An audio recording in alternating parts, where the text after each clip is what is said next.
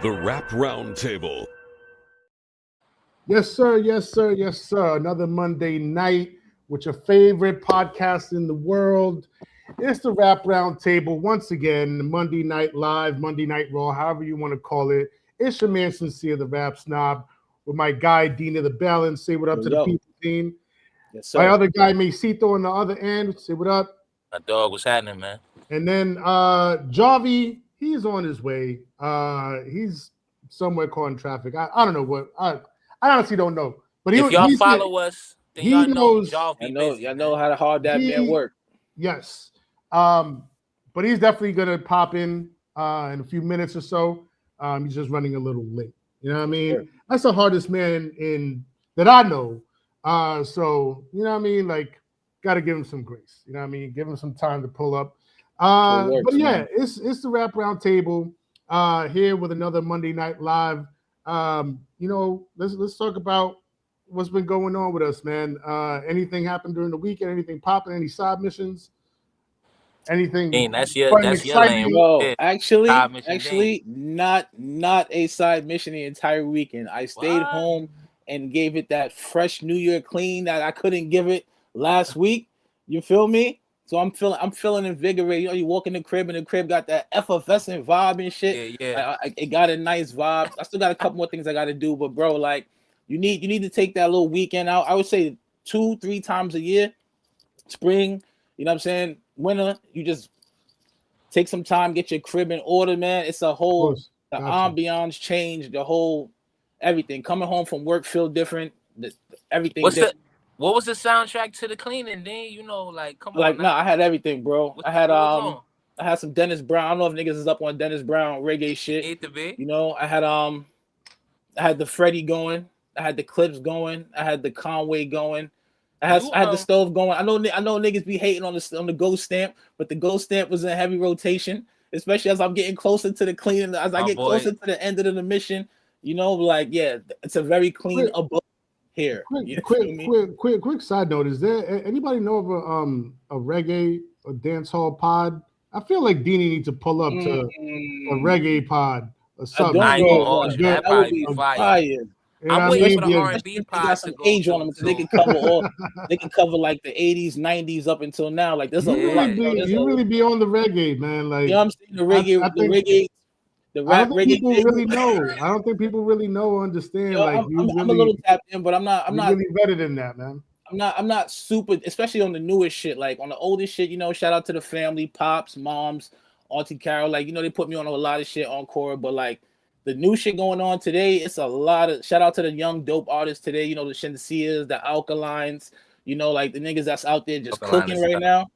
But like there's a lot of history. There's a lot of lore that I think, especially in hip hop, people don't know about. We might need to do like a segment or episode or something like best rap reggae collabs, and the kind of guests that might need to be a conversation on that. Some hell yeah, we can make some calls. We can make something happen. We should do that one day. What's culture, man? Everybody's second favorite genre. We should have a little chat about. Like, you heard? Fire. Absolutely. Macito. Anything popping? I've been chilling, saying, you know what? What's the vibes like at the crib? What you been burning? Kids is wilding. That's first of all. These kids is wilding. Shout out to we ain't gotta talk about the family. I'm just saying, like, you know what I mean, when you throw your AirPods on, ice it and board a pie with family talk. But that's where I'm at right now. These kids was bugging, bro. But as far as the music, I ain't gonna lie. You know what I've been fucking with? What's that? Dean, you might want to close your ears for this one. I've been trying to give UK rap a little run. What? Yeah, I've been on my tea and crumpets, bro. Play on those things. Yeah, bro. All right. Oh, the men them going crazy. You know what I'm saying? Far you off know what in it the is? end. Is you know this SD kid. That's like the hot UK rapper right now, and it was that's like the one that did the drink with Chalamet. Yeah, that they was trying to say Chalamet might be him, but it's not him. That song kind of ringing off in the streets though. The youngins is fucking with that song. Is 4 Rows ringing off crazy, mate. The hottest song out right now. Word, I heard a lot, bro. That might be the hardest shit out right now. So 4 obviously Rows. That brought me to the album, but the album is dope. I'm not gonna lie. You know, Dave has been going crazy. We know Little Sims has been going crazy. I'm not the biggest Central C fan. He's more of like the pop side of the UK rap, but he got a couple joints that I could rock with. But I've been trying to do my I've been trying to do my due diligence. You know, the OVO captain said the UK got the better lyricists, got the best rappers. Yeah, so I had to see what was going on. You know what I mean? See if bro was bugging. You know what I'm saying? But they got some shit they cooking up right now. They got a good. You know, when you looking for new kind of energy, you know what I mean? I'll switch it up to the UK. They got a specific type of energy. If you listen to it, you know what I'm talking about. That's a fact. And Central C, shout out to him, but stop it with that Nike Texu shit. Sid, what you up to, Sid? What was your weekend Nike like? That worth the Maduro, the Nike tag. Super chill. I mean, I ain't been getting into too many new tunes. Nothing like pretty infamously, nothing dropped on Friday.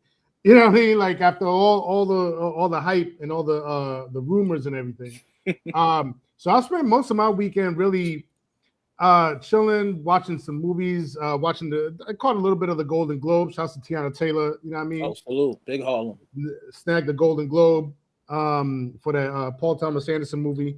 And just chilling. You know what I've been doing really is taking inventory of my beat library.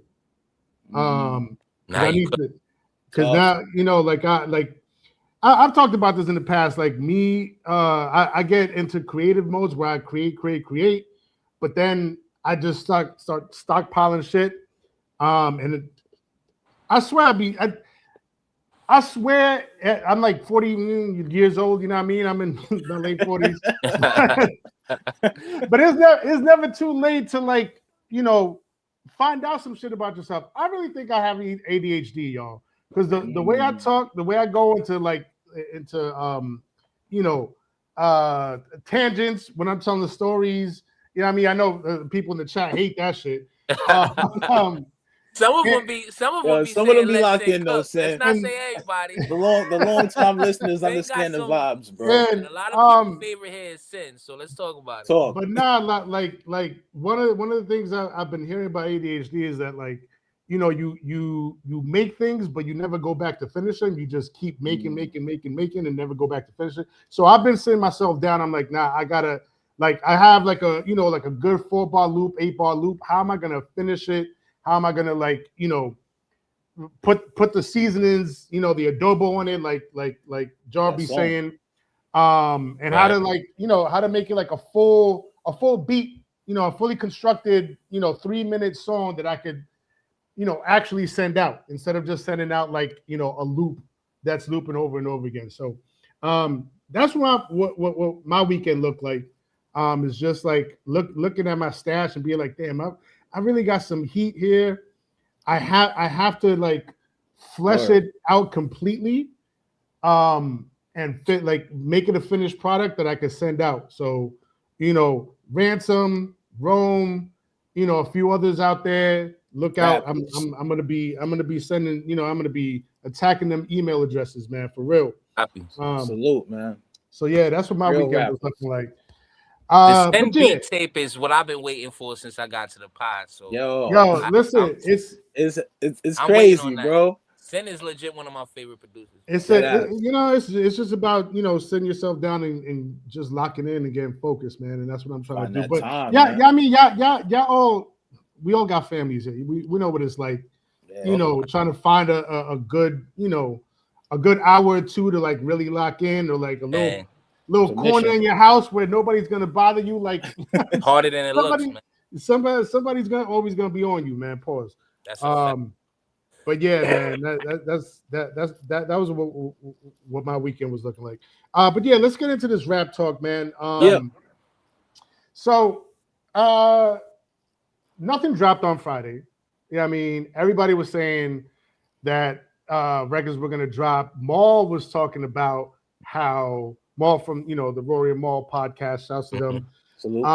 How we were supposed to be expecting a major drop on Friday. Some people were saying it was he was alluding to Cole. Some people were saying, or Ack on the other side of things was saying Drake was coming. Right. Neither one of them showed up. Are they? Do we feel like they're kind of like a little scared to drop? Is that Sure. is that what we're feeling? That might be what I'm feeling a little bit. Mm.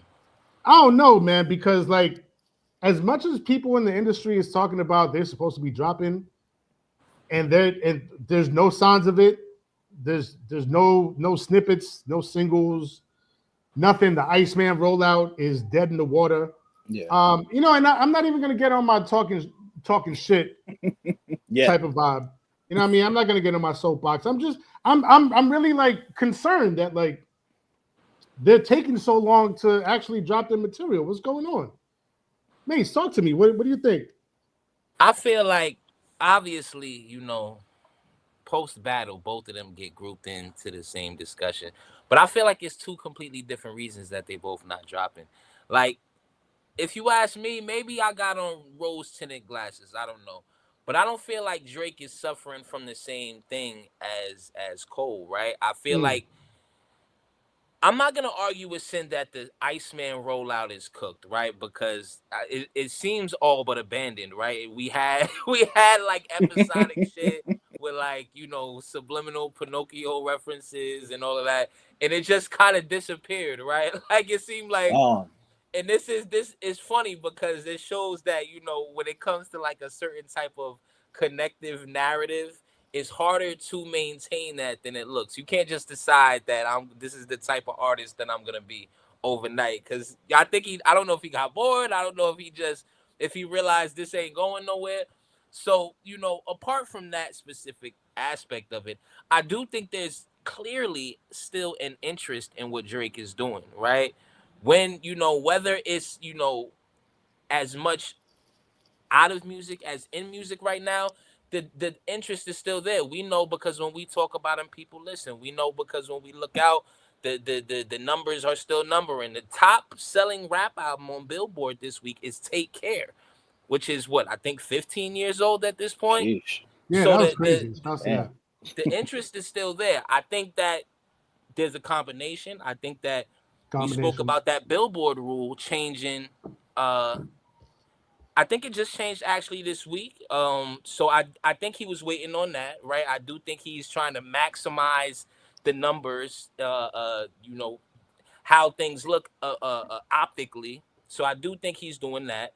I do think that he is. If he's pump faking musically, I'm not sure you can really say that because, like we all say, he has dropped a lot of music. So I don't think that Drake's thing. I think Drake is numerically trying to figure shit out. I think that obviously he's still very tied into litigation with UMG. I think that's a big issue as well.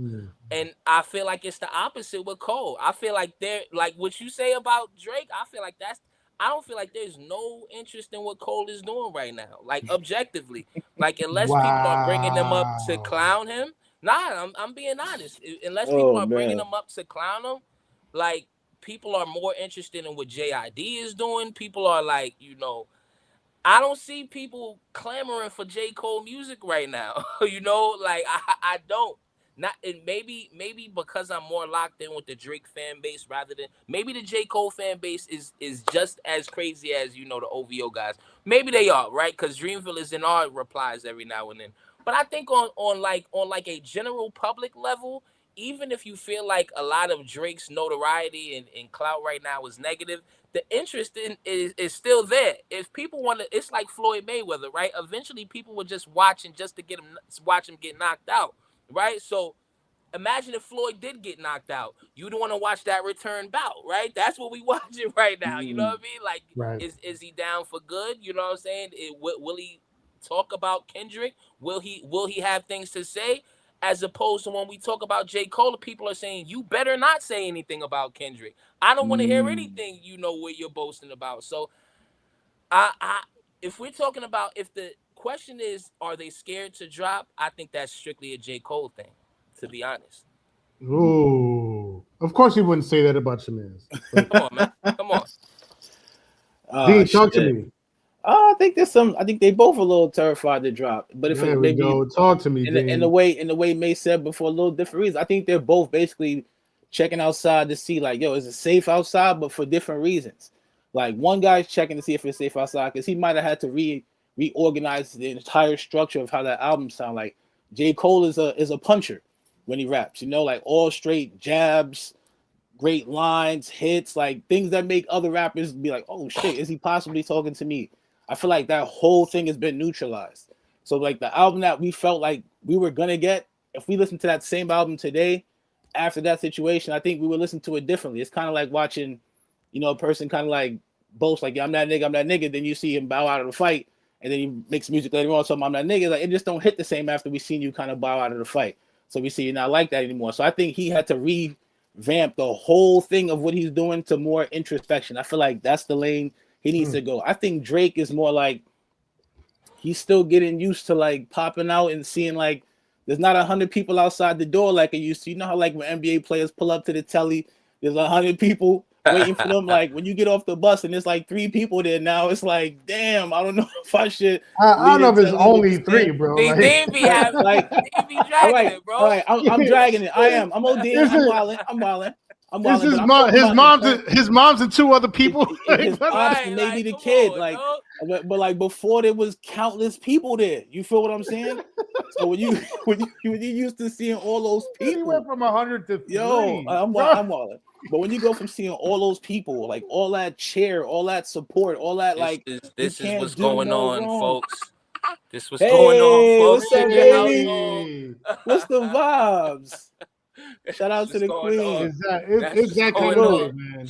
So she heard the Drake talk and she said I had to come through and hold pops down. I respect it. I told y'all they wilding in this house. I see it, bro. But like, different. Like I just think it's a whole different vibe, bro. When you're used to like being clamored and cheered for you, when you say you're gonna drop, the world freezes, to now like it's just so much. There's so much trepidation. There's so much like everyone's playing double dutch with everything. Like, but they do want to tap in. They do want to hear, yo, is the music gonna be good? Will there be shots? Will there be Cole shots? Will there be Kenny shots? It's like, what's Drake's mindset right now outside of like the weirdo stuff, like the duck kiss emojis and stuff, and the pictures and stuff like that? Like, what's in his mind musically? What are you dealing with now after the aftermath? How many weeks, Mace? We gotta be at 107 by now. 107 weeks. What's life like? That's his introspection. We need one of those fucking 8 a.m. in North Carolina joints where it's like deep introspection on what you're going through. I think that's what both of them need to focus on. But I think Drake has a lot more lane, and it's crazy because with all the shit that Drake has done over the last year, bro, for him to still have that much lane and to show you how that one move by Drake by Cole has eliminated that much runway, bro, goes to show you like there is still a respect level of hip hop. You get what I'm saying? People still take that part of the game seriously, which is, to me, I think is dope. Because I feel like I would have thought in this era, this would have been shirked off a lot easier and a lot faster. But people are holding boot to ass. You know what I'm saying? They want a different energy. And I just feel like they are attacking it from different angles. I feel like Cole's checking to see if people want me to come outside, if people willing to hear me. And Drake is more like, is the world trying to hear me like they used to, not just my fans, because the Drake fans ain't leave. I can see that is a steady. That is one steady ass fan base, bro. Like, right? They're because still Drake locked has in. had Billboard success. I mean, He's same had for Cole, streaming though. success. Not Drake the has same. had success since the battle. Not the Just same. Not, you know, But Cole is you're going right, 0 Sim, but not the same. 30, bro. So he's still maintaining. Like, even with the bot allegations, I won't know because I didn't see the numbers for myself in terms of like who's pressing the button.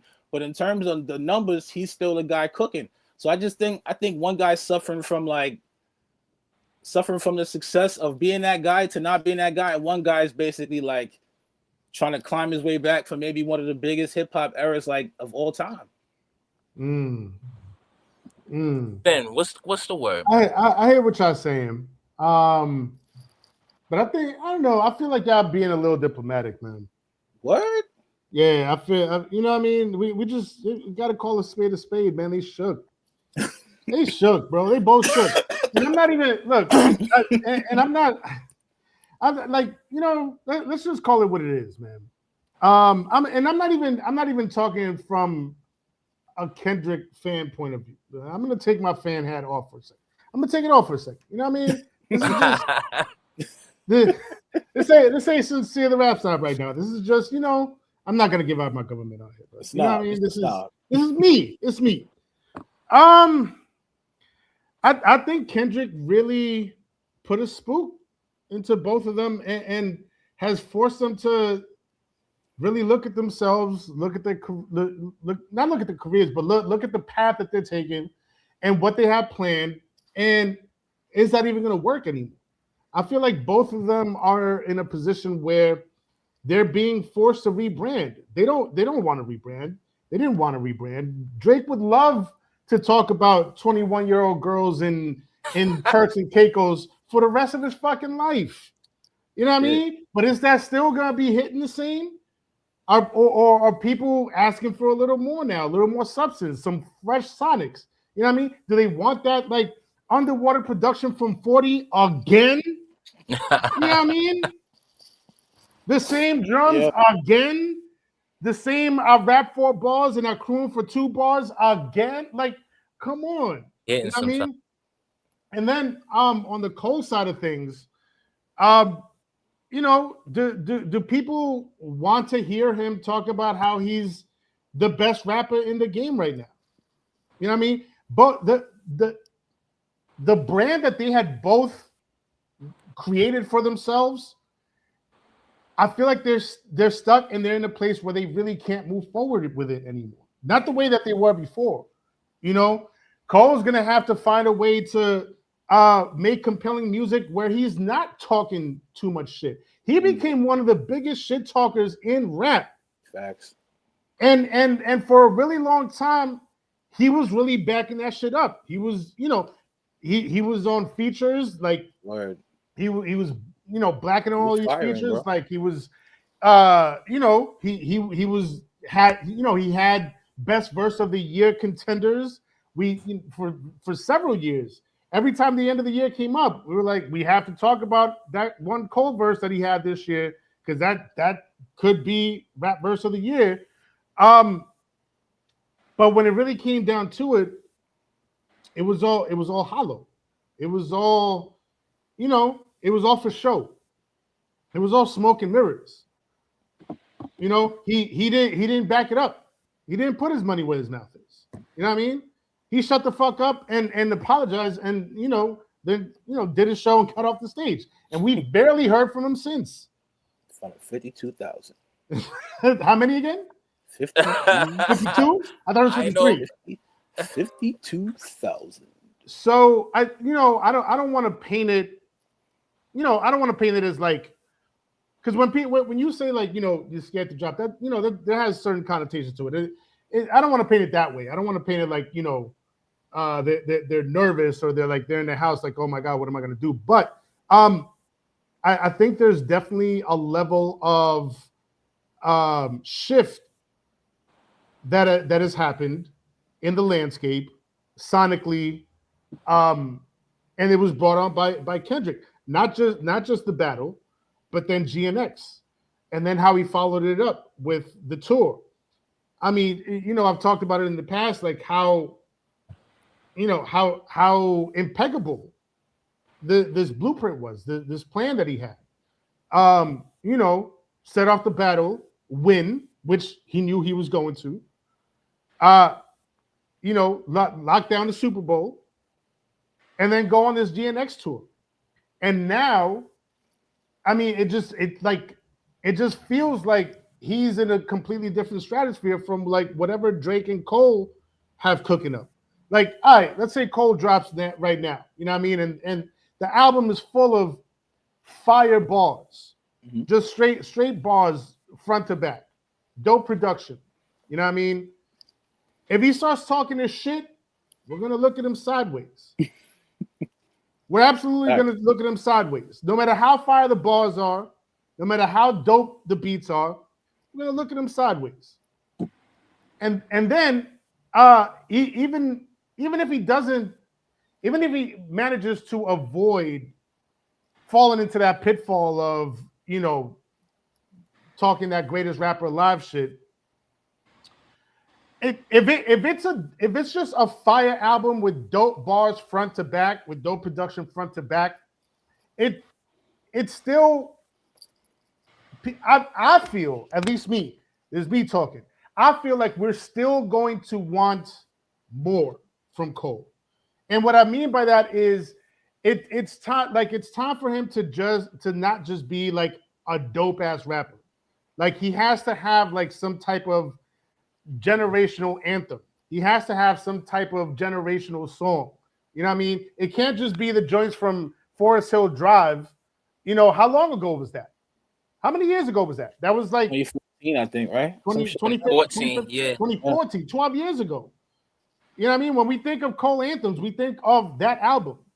You know, meanwhile, both Kendrick and Drake have had numerous anthemic songs that have permeated, you know, not just hip hop culture, but pop culture since then. Yeah. Right. You know, Cole can't just be like a dope ass rapper anymore. You know, like it's time for him to elevate to something somewhat bigger than that. And that's not a, you know, before people start like misconstruing what I'm saying, like that's not at all to say that, you know, I'm not minimizing being like an ill rapper, but he's already proven he's an ill rapper. Like what else are you gonna do to be that generational rapper? You know, that generational artist. You know, Cole got to elevate a little bit more. I don't want just dope beats and dope rhymes for 14 songs and you talking about how you're the best but don't want to back it up. I don't want that. It's got to be something else. And I think he's really, I think that's setting in for him. And he's trying to figure out what's the next move to really like, you know, because the trajectory he was on, he was next, bro. He fell hard. You know what I mean? He was like he was on this trajectory. He got blown out the sky. I think you cooking, Sin. You cooking. I think the thing is that it's hard to like give the blanket statement like are they scared to drop, because I think that they both have different motivating factors.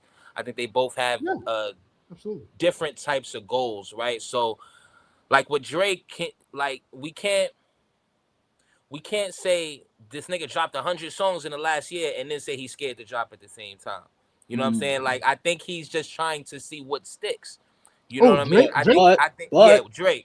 Okay, Drake is the story. This is supposed to be the one after the fire. You get what I'm saying? This is the one that shows how you bounce back after you just got ragged. You know, so there's a lot of eyes on this, bro. You get what I'm saying? Mm-hmm. And no matter and the Kendrick, the same thing with the Jay and Nas, it's forever tied. Because I was thinking, like, what if Drake just go, you know what, bro, you need to go fresh back to your old vibe. Get the fade again, get the shadow, Cold 40. I think that if these songs hit, though, if people like them, he would have dropped.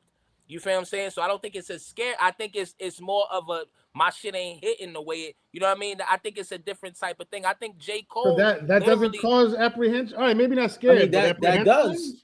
With J. Cole, like the apprehension is just around the corner. Polite shookness. It's polite shookness. It is. It's kind shook. Like, so I guess scared to drop Iceman itself. I guess you could say that, but I'm not scared to get on stage and see. You know what I mean? Not scared to still swing. I mean, not at Kendrick, but at the goal. You know what I'm saying? Like he's not scared to put himself out there because he has. It just has not connected with Cole. The activity went from we have a J. Cole feature every month. We see him randomly walking on the street. We have songs that are supposed to be on the fall off. You know what I'm saying? And then just like zilch. Like it's been like Port Antonio and Clouds. That's it. You know what I mean? And those were like 6 months apart within the last year and a half. So I think with Drake, it's clear that Drake is a numbers obsessed guy. I think if there's any fear, that's where Drake's fear lies. Will I go out and underperform numerically? You know what I mean? I don't think he's scared to put his art out there because he 100 gigs, sexy songs for you. I don't think he's scared to put his art out there.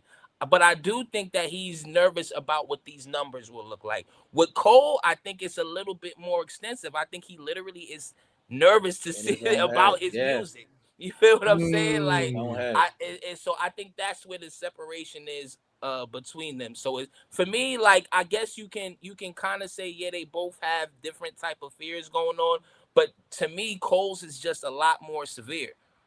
You think it runs deeper? You think he's like legit afraid of like the right? Like, critique, so I say Drake was like numbers the Twitter obsessed. chatter. It's a Right. reset, bro. I It's think a Drake great is reset for numbers him. obsessed. I think Cole was obsessed with being the guy. Cole was obsessed with I don't want to say the clout, but just the admiration, the respect, right? Yeah. Right. It You know what I meant mean? something to And him. I feel like the fact that he like lost a large portion of that respect from is the kind heads of too. like got to his psyche a little bit. You know what I'm saying? And not Like, from just the regular niggas too. From the heads. The heads is looking at you like, whoa, right, bro. because we can say the Iceman rollout has been trash. There is no fall off rollout.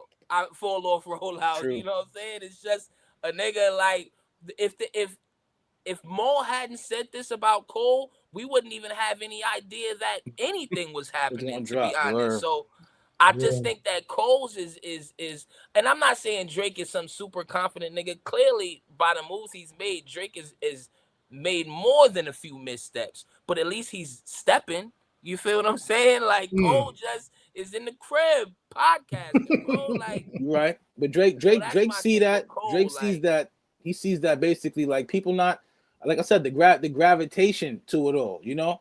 Like and it isn't like the numbers or his shit tied into his deals and shit. He got to do a certain amount of this to get a certain amount of money for that. Like for him, it's a lot more than just like I see the people are not fucking with what they used to now. Granted, all the music he dropped, you don't think some of them songs would have rang off? You don't think if he was in Good Vibes, No Face would have been like out of here? For sure. You know what I'm saying? It's more than just like the music, bro. Even if the music's fire, like it's become cool to like look at you as you are, as the uncool individual you are. It's become cool to acknowledge it now. Before, niggas always knew you was kind of like out there with it. Like he was out there with it, but niggas respected the music. Niggas respected he the guy, he the rich nigga, blah, blah, blah, blah, blah, blah. But like this, like, it's exposed the homie. You get what I'm saying? So like the music now has to be like extra fire, as opposed to it has to just be, it's pretty cool to get the same reaction. You know what I'm saying? So that I think he's terrified of that. And I think Cole is like, yo, like, where do I go now? My whole shtick was basically I'm burying niggas. But now the one nigga that was supposed to be buried, I backed away from it. You know, so now can I rap about burying niggas? Well, what maybe Cole should say fuck everybody. I'm leaning in. Like I gave that one nigga grace. That one nigga gets grace. He's my man's. He handed off his shovel. Niggas. You know what I'm saying? He handed off his shovel, bro. I just don't see that from Cole, but I think that could be a way for Cole to get out of the dirt though. Like just say fuck all y'all niggas. Like everybody can get it. I gave that one nigga grace because me and him made music 15 years ago or some shit. But anybody else is up. Like, that's the shit that Jarv be saying about Drake. That Drake should have just said SMD. Another you know what I mean? Don't have it in him. Right. But I think it's harder for Cole to say it because of the way he went out, right? Like, yeah, it's tough. Drake went out in a blaze of bullets. You know what I'm saying? Like, Drake got to pretend one nigga really do care, bro. Yeah, I mean, he tried, but then everything that just happened, like every win, did he? Just too many wins. Nah, we saw him, bro. We saw him drop the gun and run, bro. Like that's crazy. I gave you power. That's crazy. Shit. Nigga let off one shot in the air, dropped the joint and ran, bro. Like, that's crazy. Only time we lick in the air is New Year's Eve. Shit, me. Nah, but we'll absolutely, you know us. We'll be on deck for either one of these projects when they drop. For sure. But, of course. You know what I mean? Like, when they coming, man? Like, I want to hear them. You know what I mean? I want to hear what they have to say. I think if the world kind of like opened up, like sunshine, like where that new Cole at? And he sees that the world is like looking for it, because it don't feel like people ain't really looking for it right now.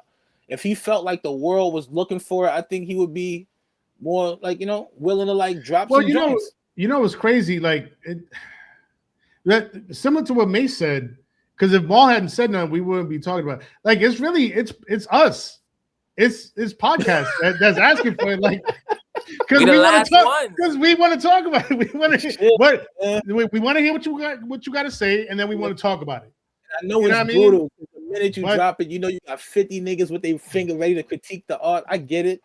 Yeah, but you know, the general hip hop audience, I don't know how much they're clamoring for Cole right now. Honestly, you know, he went out bad, bro. But I think people do want to hear something, but like it's the way he went out, man. Like I said, at this point, you just got to pull up like Desperado with the guitar case full of hammers and just go crazy. He just got to say SMD dropping it here you go, and then go back to the cave. Like the longer he waits to drop this, the worse it's gonna get for him. I agree. I mean, it's been a podcast. It's been a lot of stuff in between this album, bro. Like, right, that was supposed to like happen really soon from that moment. You know, for us to end up a year. Shout out to Mace with the 108 weeks. For us to end up here now and still not have the music. Yo, man, you don't want to go 20 years plus without dropping no music. Like the JID album. Did Cole get a verse on that last JID? I don't remember. No, I don't think so. Like, not that I remember. No verses even? Like no. We would have we would have been talking about it. He absolutely did not. Man. Come on. Man. The last thing we heard was that J Hope shit, but I ain't gonna be that nigga, you know what I'm saying? Oh man, good shit, show. Good convo. Before we get to the next segment, gotta remind everybody, you know what I mean, like, share, subscribe. I should have told you at the top of the episode. Get them up. You know, I'm telling you now, like, share, subscribe, comment. As soon as this shit is done, swipe and hype. Remember to tell a friend, to tell a mama, to tell a cousin, to tell Ray from down the block. Let everybody know the Rap Roundtable is the spot for the best hip hop convos on the net. On YouTube, Spotify, Apple Music, Instagram, Facebook, Twitter, wherever you find us. You know what I mean? We are them. You know what I mean? So going from a potential, you know, not the potential of not dropping to somebody that never did actually drop. Andre 3000. There's been a lot of talk about Andre 3000 recently. We've been talking about Outkast here, you know, for better or worse. A lot of people been coming at our necks about our opinions on Outkast when compared to Clips. We're not going to get into that conversation tonight, but we've had that conversation in the past. But and back to Maul. Shouts to Maul. You know, infamously stated on the Rory and Maul podcast, and it went viral, that he believes that Andre 3000 is overrated. Right. It's a tough word to say. I had to like interesting phrasing. Yeah, I had to grimace for a second. You know what I mean? I had to like prepare myself to put those words together. You know, Andre 3000 and overrated together. You know, because then somebody's gonna clip this. You know, of course, and then put it out there on Twitter and say that we said it. You know, but we know how the editing works. We know the editing game very well. Yeah. But no, Maul and the Rory and Maul podcast has said that they were having a conversation about overrated rappers. I don't know how it came up, but he stated Andre 3000 to him is overrated. I don't know if he said the most overrated rapper, but he said that he was overrated. Right. And of course, that caused a huge firestorm all over the web, all over Twitter, Instagram, I think even Threads, whoever's on there. Listen, we got to talk about it. You know what I mean? It's a conversation that's out there. We've been talking heavy about Outkast lately. So I think, we should talk about it. How do we feel about this statement from, good old Maul over at the Rory and Maul podcast saying that Andre 3000 is overrated? Mace, how you feel about this? I'm gonna say this. First off, shouts to Maul. Maul literally is someone who has the blood of Rockefeller running through his veins, right? He like so it's like I feel like we put a lot more on his opinion than we should, because with that being said, Maul has notoriously had some of the worst hip hop takes ever, right? And I say this, you know, from one OVO brother to another. You know what I mean? I know we rep the same team, so it's all love at the end of the day. You know what I mean? I appreciate it when you said Drake was a better lyricist than Black Thought. You know what I'm saying? I like, you know what I mean? I appreciated that type of energy. You know, but yeah, Maul continuously, you know, continuing his run of bad takes. See, the thing is, when overrated to who, right? Because I think that, you know, as I've gotten to be a podcaster, you know, for a little minute, as I'm getting older, I think I've learned that the concept of overrated is weird to me, right? Because it's like, are you saying you overrate them yourself? Are you saying the general public overrates them? Because there's never like concrete thought. I could go online and find that Dre 3K is the GOAT. I could go online and see that Dre 3K is trash. You know what I'm saying? Like, so by people whom opinion matter more to you, like it's so that's it's weird to hear that in general, because it's like, you know, I'm under the belief that there's 20 top 5 rappers and there's like 50 top 10 rappers. You know what I mean? Depending on the argument, depending on what perspective you coming from. So Andre 3000, if there's a first ballot Hall of Fame, Andre 3000 belongs in there. I think we have to say that. I think Andre 3000's rap skills, him as a MC, you can't overrate, right? I think, you know, I think I mentioned one time they were like of the 5 most naturally gifted MCs, that's everything. That's lyricism, that's flow, that's breath control, that's delivery, that's just the natural elements of MCing. Dre 3K is in my top 5. Just natural MC talent. I'm Yeah. like for me, it's like Biggie, like Jay and Nas, 3K and Jada. Like, to me, those are like the most effortless MCs ever. Like, where it's like, you know, they were born to be MCs. Right. So in that aspect, no, I don't think you can overrate somebody whose talent is that level. Now, when we start getting in these, that's when you start getting in these unwritten rules, right? And that's why I kind of enjoy having sports arguments more than rap arguments, because it's like this guy that got this many MVPs, this guy got this many championships, this guy got this many scoring titles. When it comes to rap, it's like what there's a bunch of unwritten rules, right? Because people will say he's overrated because he doesn't have a solo discography, but it's like he has a classic discography, right? He has classic albums he's a part of. So it's like, did we want him to drop, like I mentioned Jada, who I have complete reverence for. I told Deanie the other day that since I turned 30, Jadakiss might be the rapper that I listen to the most. That's how much I enjoy Jada. But would we rather him have been Jada and drop a bunch of solo albums that we didn't really feel?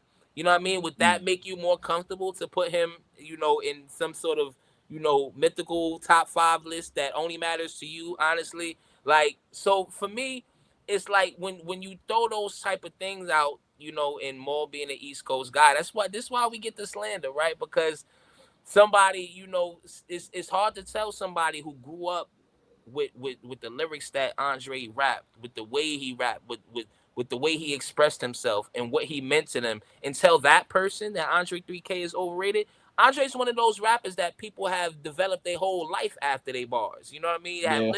Have lived, you know, the lifestyle with Andre 3K running through their minds. So it's like, you know, I think, you know, one important caveat is that he mentioned that he himself used to put him in his top 5. So if he's saying personally, I think I may have overrated, you know, Andre by my list of specific rules that I have to put people in my top 5, then I understand that. But I'm not the type to go around. I don't give a fuck if somebody thinks Soldier Boy is their top 5. I'm not gonna go around criticizing the nigga, because who knows what that music meant to that person. So I'm just kind of against the concept of going around saying this guy's overrated, because honestly, most people's opinions on rappers don't matter to me anyway. So it's like, he ain't overrated to me. You know what I mean? I think he's properly rated to me. So it's like, nah, I'm a little bit against the concept, especially when we're talking about somebody who's so clearly talented, clearly a great MC, right? So I'm just not gonna die on the hill that 3K is overrated, personally. Good shit, Mace. Good shit. Dean, how you feel about this whole overrated, underrated, properly rated It's for crazy, Andre man. 3K? It's hard to go 5 times platinum and be overrated. But like in the sense Mm. of, you know what I think? I think Andre 3000 is so good at so many things. But when people say that, they're taking one out of the things that he's good at and basing that against pretty much everything as an artist. Like you would say Andre 3000 is top 5 all time lyricist, and somebody would be like, nah, and they would mention a person that might be more lyrically dexterous. You get what I'm saying? But that doesn't take away from all the other exceptional things that Dre does. It just means that other person might be more lyrical. You get what I'm saying? But in terms of like a package of an artist, pause. That sounded crazy. Um, he's pretty as elite as I can say. Like in terms of flows, the world building. Like he's like if you like a jabbing, punching MC and that's your thing, you might look over the whole stylistic, jazzy-esque world creation, using your voice as an instrument type shit, like in terms of creating a scene, like it just depends on what your view of hip-hop is. For some people, like the bars are it. Like a battle rapper, it might be their favorite rapper because they just want to be punched to death with the bars. So then Andre 3000 might not. But in terms of like overall MC skill, gift, I think he's one of the best to do it. I truly think if that's the conversation, it will probably be for solo albums. Because like you're comparing, let's use Nas again. You're saying he's a better rapper than Nas. You say, but Nas has like 16 solo projects as opposed to like, 3 Stacks none. Maybe they would use it in that context. But I don't think they mean overrated in terms of overall, because it's impossible. It's impossible. He checks off too many boxes as an artist. And I'm saying I've had my critiques at 3000. I have a big gripe with people that take long breaks, especially when they're like exceptionally talented. Kendrick's been on my shit list for that. Lauryn Hill will forever be on my shit list for that. You know what I'm saying? Like, my thing is, and maybe that's wrong of me. Maybe it's wrong of me to demand so much out of an artist, But I'm like, if you're going through pain, like, put that shit on the wax. You know what I'm saying? Like, to me, that was always the best music. Like, not to sound fucked up, Mary J's music was hitting different when, sorry to say, shit was hitting different. You get what I'm saying? Like, I'm sorry. I'm just saying, like, the real life escapades of what you're going through makes a different kind of music. And I feel like with Andre 3 Stacks, like, with the verbiage and the way he's able to, like, paint a picture with his music, like going through this long break of and feeling this turmoil against hip hop, I would have loved to heard that on a nice little 7-track EP. Not in the hey ya sense where he's singing about it, but I mean when he's just rapping, like pure level rapping. Like somebody shout out to Mr. A, Life of the Party versus Go First. Yeah. Like I would have loved the album with like 2 or 3 of those songs, like 2 or 3 verses like that, like on the song. Like he just never gave us that in a full-length project. And so many other incredibly talented artists have. And I think when they say he's overrated, that might be the lane they're leaning into. But it can't be skill. Because in terms of skill, I mean, it ain't too many people that can do what he does as the artist, So, yeah. Yeah, and I think I'll pick up right there because I guess I feel similarly. First of all, the words overrated and Andre 3000 don't belong together in the same sentence. They don't, right? Not to me at least, right? However, if you have like that sort of sentiment towards him, maybe I could see it. If we're talking, it depends on the conversation you're having. If we're talking, as a solo artist, solo discography, right? And we're talking about, the likes of Nas, Jay-Z, Kendrick, DMX, LL Cool J, Eric B, and Rakim. Eric B wasn't really say it again. Raekwon, like Raekwon, Ghostface, who got classics. So you have rap, you have MCs who are incredibly gifted with the pen. They can tell you stories. They give you, braggadocious bars. They're battle tested. They check off a lot of MC boxes, and they have a solo discography to speak of. You know what I mean? That you could point to and say, this album and this album are classics, or this album and this album are great. This was not so great. Like you could parse it out. That's the thing about Andre, is that we can't do that with him. So if we are having that conversation, then we can have that conversation. I think overrated is too strong of a word to use for that conversation. I would just say, like, we can't rank him. He's unranked as a solo artist. He's unranked. But the thing is, when you say overrated and you just like put it out there like that, it just feels. It just doesn't. It has such a heavy tone to it. It had like overrated is such a heavy word to me, and then like when you use that word, then you inevitably have to start talking about, well, the skill and the talent and the artistry, right? Mm-hmm. And that's not at all overrated. Like that, that's the farthest thing from overrated. You know what I mean? Like, I don't even think I'm not gonna say he's underrated either, but like it's one of those things with Andre 3000 that you cannot overstate how talented and gifted he is as an MC. You know what I mean? And I think I said this on our last in studio, is that you can have two separate conversations. You know what I mean? If we want to have the conversation just for just and giggles, like barbershop talk, like where we're ranking rappers the way that we rank, I don't know, tennis players, right? Like if we're let's take tennis players as an example. Andre has only ever played doubles. He's never played single, so he wouldn't be ranked as single. But if you look at the player on the tennis court, you're like, God damn, that motherfucker talented, cold. Yeah, he's cold. Like, there's not a single tennis ball game past him. You know what I mean? Serves ace every time out. You know what you're seeing, right? To the point where everybody's like, they should play a solo game. You know what everyone's like, you should play. Yes, and we can have that conversation. Like, yo, how come he never played solo? How come he never played singles? Like, why? Like, yeah, and Dini, I'm with you. Like, sometimes you feel cheated out of experiencing that. Bro, like that could have been a whole other career. That could have been a whole other chapter in his life. That could have been a whole other, 10 years of career that we would have been talking about, but we never had it. You know what I mean? So it is what it is. But I mean, to say he's overrated when you hear the verses that he laid down, you see the pictures that he's painted, his flow, his pocket, his choice of words.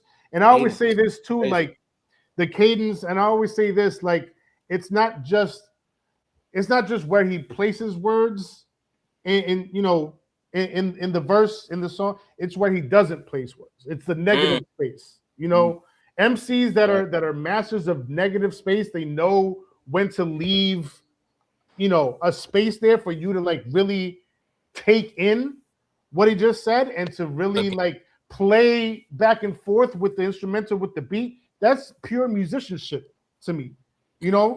Andre 3000 is an absolute pure musician, one of the greatest MCs, skill-wise, talent-wise, that has ever graced our genre. Exceptional rap voice, got exceptional rap voice. So when you start using the word overrated, that just sounds crazy to me, bro. It sounds crazy. He's very clearly one of the best rappers we've ever heard, right?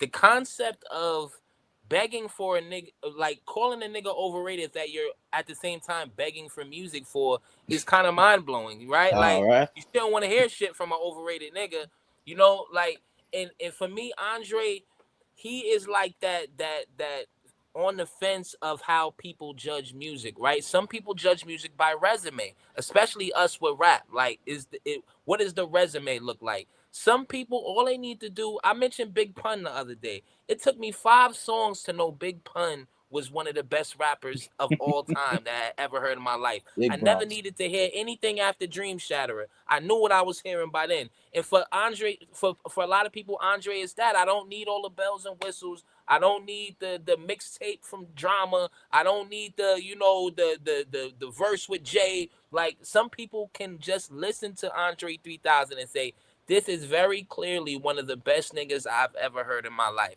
And for me, a lot before all of us, you know, when we all first got into rap, right? Before we got told by our OGs that our nigga needed a classic, and before we read Vibe magazine and Source magazine and started seeing other niggas' opinion, when you first listen to rap, you judge them by just what you heard. I don't know what other albums this nigga had. I'm just listening to you as is. And Andre, very clearly, if you just listen to him, you're not going to find 10 rappers better than him. You know, so how can you call that guy overrated? You can say, hey, I think you know, Prodigy has a better resume. You know what I'm saying? I think, you know, there's plenty of people that have put in the work. You know, I understand you saying that, but if you're saying that Andre 3000 is not as good of a rapper as this guy because, you know, he didn't drop a solo, is, you know, some people ain't going for that. And what's funny too is like I remember hearing people I think even Jay might have said this himself. You know, back in the late 90s, there was an argument that before HNIC had even dropped, that Prodigy was the best rapper in the game. You know, not a single solo. He had one solo song, Quiet Storm. You know, but no solo discography, no solo album, right? Always with Mobb Deep. But people was looking at him, people was listening to him like, oh, he cold. Like he might be the illustrator. In the same way that like P Music just hit you in your chest. I think that did a lot of that. Same way for 3 Stacks, bro. I think a lot of 3 Stacks should hit you in your chest when you heard it. And this is before, even if you go before like the whole, you know, like the Stankonia type shit. I'm talking about the ATL and Aquemini type shit. Like that music was hitting people in the chest, bro. Like music don't hit people in the chest the same way today. So to get that feeling back in the days is crazy. I still kind of get that feeling when Elevators come on. Like that shit still touch the soul. And real quick, I'm just gonna put this up that like, you know, don't get used to this, Jay. Do not get used to this. Me and Dre, we don't often Dre, see eye to eye. Dre. We don't often see that eye to eye, but you know, a broken clock is right twice a day. You know, so this is one of the times where I agree with bro. It's all love, Dre. You my dog and all. But he said, let me make it simple. Yeah. Let me make it simple for you, my brother. Y'all Kendrick Lamar lovers. Andre 3000 is that kid's father. You're welcome. Yeah, now, I take a little bit of issue with, you know, the tone of your comment. Like, geez, like the fuck did I do to you, man? Like, you know what I mean? Like, but all after it's all said and done, I absolutely agree with you. Like, you ain't have to convince me, brother. I've been saying that for years, actually, at the Rap Round Table.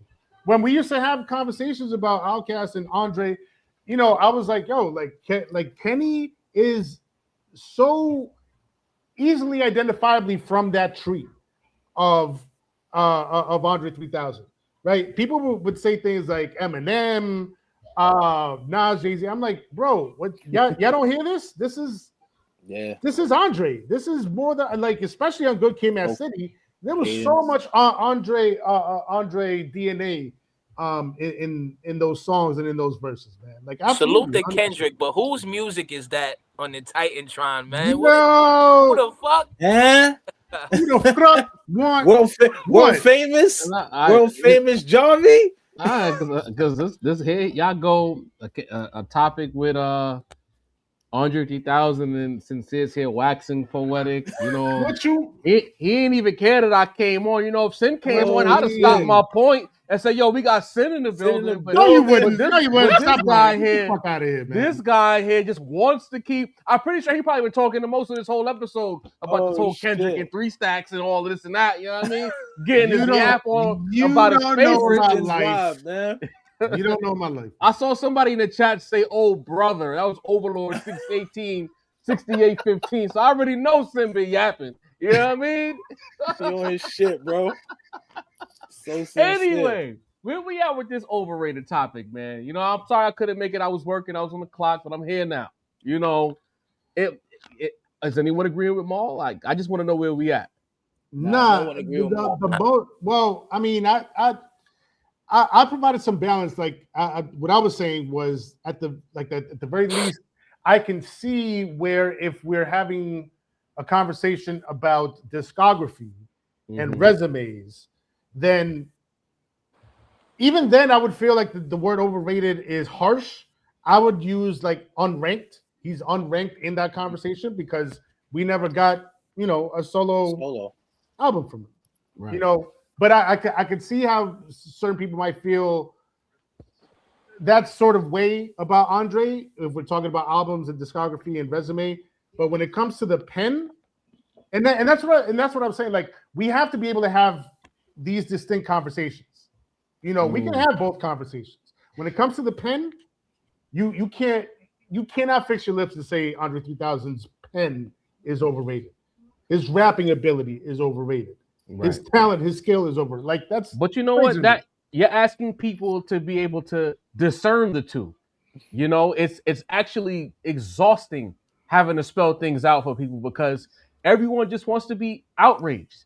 Everything is outrage now. Outrage culture in America. Maul, granted, the source isn't the same, but quite frankly, the source isn't the best. Pardon me, but anyone puts that sentence together and says that Andre 3000 is overrated, and then proceeds to explain because he doesn't have solo discography, they're still gonna lose their mind. It wasn't like Maul said he was whack. Maul explained himself in the clip that went viral that he just doesn't have enough much of a solo catalog in order to be in that GO conversation. And people still lost their mind. We have people like Ninth Wonder on the internet making it seem like it's some type of New York bias because Maul said he don't have enough albums. I'm like, and that's the thing that annoys me is just like, anytime we get to having real conversations about music, if the person don't have a Southern accent, the opinions are biased or not valid. You know why? Why is that the case? Why? Like, how did New York bias get tied into saying this man needs a solo discography? I got into a little back and forth with John to Austin even, and he was trying to make it seem like my saying we had a good bill. Don't get me wrong. I don't want to misconstrue it. The bill was really good, really positive. But at first, he was essentially saying that because Andre 3000's lyrical ability is so high that he doesn't necessarily need an album in order to be great. And it's just like, that's not fair to the solos who put in, Sin had mentioned it, and I think an In Studio maybe 2 weeks ago. It's not fair to the artists who literally put in decades of work. You know what I'm saying? Like, if a Nas or a Jay-Z got damn near 3 decades worth of music, how can you viably compare 3 Stacks 0 albums and then put them in the same GOAT category or top 5 criteria of GOAT MCs? That's not fair. You gotta be able to say that you stood on your own and you made work. Like imagine that we've got, and this is why I be getting mad at the South. Y'all always trying to change the rules or try to play dumb and be like, oh, there's no rule book. We're not saying it's a rule book. But if you're gonna cook up and go through the trials and tribulations of having a solo discography, it matters because it builds your lore. We talk about Illmatic. We talk about It Was Written, and we have these debates. That's lore. That's GOAT shit. We don't have that with 3 Stacks. We have Outkast albums with 3 Stacks where we can have those arguments. But then in that case, you got to bring in Big Boy because we got to stop. And the thing is, we let a lot of these media types, and a lot of them that don't look like us, they the ones who was responsible for splitting up Outkast as far as conversationally, that is. Whereas they latched on to 3 Stacks because he was the more charismatic and, granted, maybe arguably more talented MC. But without Big Boy, there's no Outkast. You wasn't spinning these Outkast albums and skipping Big Boy verses and only playing 3000. So in that case, if you're telling me that 3 Stacks is a top 5er, then Big Boy got to be top 10. And we know in our right mind, we're not putting Big Boy in no solo top 10s, right? So what are we talking about here? You got to go through the wars. You got to go through the tribulations. You got to have that lore attached to your name. I'll go back to Nas. Say now you want to argue about what happened after it was written. Then you still have Stillmatic and Godson. Then you still have the Hit Boy 6P. You still got the Primo album. There's so much independent lore attached to his name. That is the best example I could give you because y'all don't like Jay-Z like that, so I'm not going to bring him up. So I'm going to use Nas as the example. Nas's solo lore and his wars and his side quests as a solo is what puts him in GOAT Pantheon status. If Wu-Tang members didn't go solo, we wouldn't hold up Ghostface the way we do. They would just be great within the group setting. But now we got to look at Ghostface different because he has the Wu albums. He got the solo. We got to look at Ray different because he has the group albums and he has the solo. It's not about rules. It's about accomplishments, people. All right. Okay. I kind of see where you're coming from, Jarv, but like, are we talking accomplishments? Like, do we have to talk accomplishments or can we just talk art? Skill? Can we just talk skill? Well, good question, Sin. Because I believe that people conflate greatest and best all the time. The best and the greatest are two different things. If you want to say that Andre 3000 is one of the best, if not the best ever, I won't have a counter argument. Because to me, best means when it comes to skill set and ability, you are the best. Greatness to me is about resume. What did you do while being the best? There's plenty of good or great basketball players, right, who might not have even been the best in the league, or vice versa. There were some guys who was the best basketball player, but they weren't the greatest. They're not Mike. They might have hit a higher height than Kobe, hit a higher height than Braun. But when you go to the resume table, it's a bunch of Maurice Orlov trophies or MVPs, if you don't know what that is. Finals MVPs, championships, iconic moments. That resume is loud. First team All NBAs. There's best and there's greatest. Okay, right. You know what I'm saying? And right. The resume matters. That's why we talk about rings in sports. The rings is the greatest signifier. If you were the best, what did you do while being the best? You won, and you won a lot. 3 Stacks has not even had a regular season game as a solo, so we can't even put him in that. The albums or the championships, in my opinion, anyway. And that's the why. Jarv, you cooking, but I think the issue here is got to be the overrated term. You know what I'm saying? Because what you're saying is right, but I also think that if somebody say Dre, like you say, if somebody say Dre is the best, he has the talent that I won't. You know, I'm not gonna argue somebody down about that. So that's really, I think we're more, you know, as inarticulate as any podcaster can be. That's what I think that he fucked up is calling them overrated. You know what I'm saying? So, because Andre he's clearly like has A-level lyricism, A-level flow, A-level breath control, A-level delivery, A-level concepts when he's rapping within his verse. He clearly has all of that. You know what I'm saying? So it's like not to cut you off, Mesito, but while I'm thinking about it, I think that we said he's the most gifted or talented rapper ever. I think we said that on this pod maybe a year ago. As far as overall skill, voice, everything, I think we said he's the most gifted ever. He has everything, bro. Right. And so that's why, like, it's calling that guy overrated is like, damn, like you going a little far with that one. I'm not mad about the resume argument because we've had that argument as long as can be. And when you are having a argument, that's what you have to call to, rather than, you know, type of, you know, the things you like. But it's like, overrated to who? You know what I mean? Because I've heard Jay-Z say he's one of the best. I've heard Eminem say he's one of I've heard all his peers give him the supreme, you know, stamp of approval. You know what I mean? Telling somebody that a musician they like is overrated is the weirdest concept ever to me. You know what I mean? You might like them for the most inane reasons. Who am I to judge that? So it's like, yeah, like that's really where I feel the clash is. You know what I mean? Because everything you're saying is right. You know what I mean? As we've made that argument, you know what I mean? On the last pod, we made the argument, you know what I mean? About how the resume matters. But it's just, I think you can have that conversation without calling the man overrated. If Andre would have dropped 2 solos and they both was mid-guard to Coke Dini, And then if somebody wanted to spin and say, he's overrated because when he didn't have Big Boy, the shit was trash.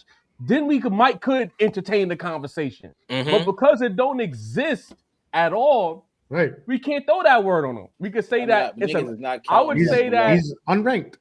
He's a if anything, he's the greatest if of all time. But I wouldn't say he's a maybe.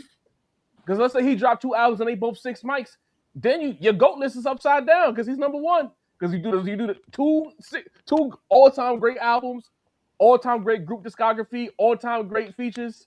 Then it's over with. But I think we can't put that word on him. Overrated is a stretch. I'll be honest. I think a lot of people might just be kind of angry with Andre. You know what I mean? You're dropping piano albums and flute albums, but we never got the rap album. Right.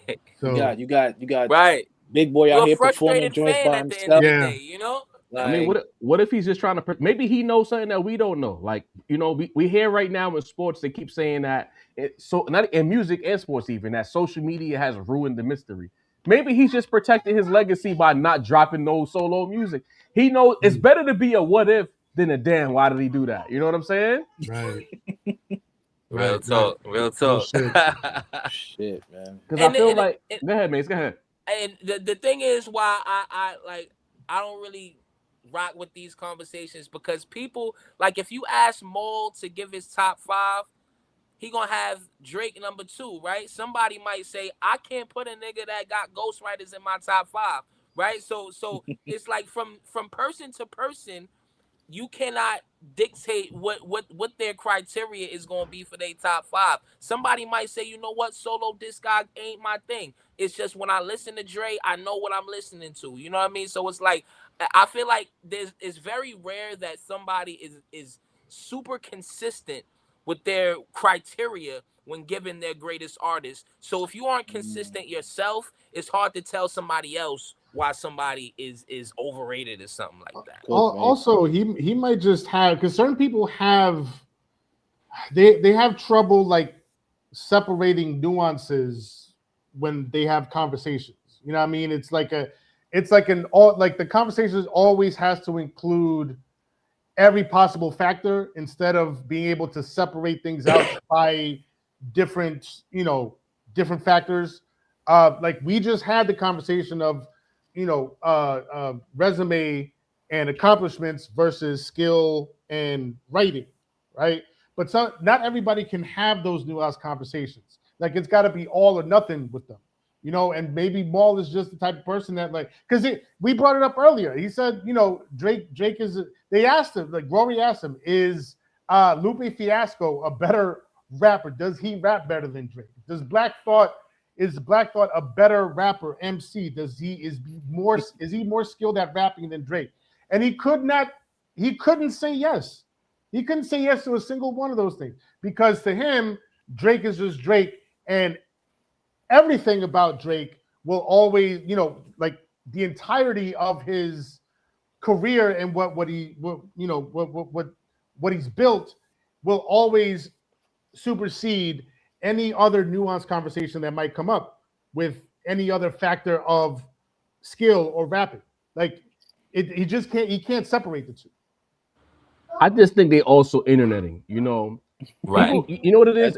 And that's the thing that maybe we get in trouble for that because to quote Mace, we don't have kayfabe here at the Rap Round Table. We be letting y'all in on everything. So it's like that's why I think we get so mad when people think that we be interneting. Like, we telegraph everything here. We don't play too cool and act like we're having real conversations. No full well we're clip farming. Like Maul was clip farming with that. You know what I'm saying? Like he said that knowing exactly how it would go. Maul know he's one of the biggest heels in the podcast space, in the hip hop talk space. You know what I'm saying? So he knows if he says that, especially with all the negative pub that happened around with Rory late last year that motherfuckers seem to have forgotten about. I'm gonna say this right here. It's gonna go up, and then what happens? One podcast picks it up, another podcast picks it up, another podcast picks it up, and now you have like a certain tier of virality to where like people are using you for content, much like people did to us last week, and we're gonna address that. before we go. You know, at first I wasn't gonna say nothing about it, but I'm an honorable guy. I stand with my honor. You know, no, not right now. Not right now. Oh, I thought you said now. He's like, clear it out. No, I said later on. Later on. Right. You know, because people fall for the bait, and it's so hurtful to watch people fall for this shit. But then they'll get mad at smaller platforms that really just be speaking their truth. You know what I mean? We talked about what we talked about with the Outkast thing in the verses, and we got called clip farmers. You know what I'm saying? Or not clip farmers, engagement baiters. Maul was literally clip farming and engagement baiting, and y'all was so mad about what he said that y'all missed that y'all fell for the banana in the tailpipe. You know what I mean? That's all this is.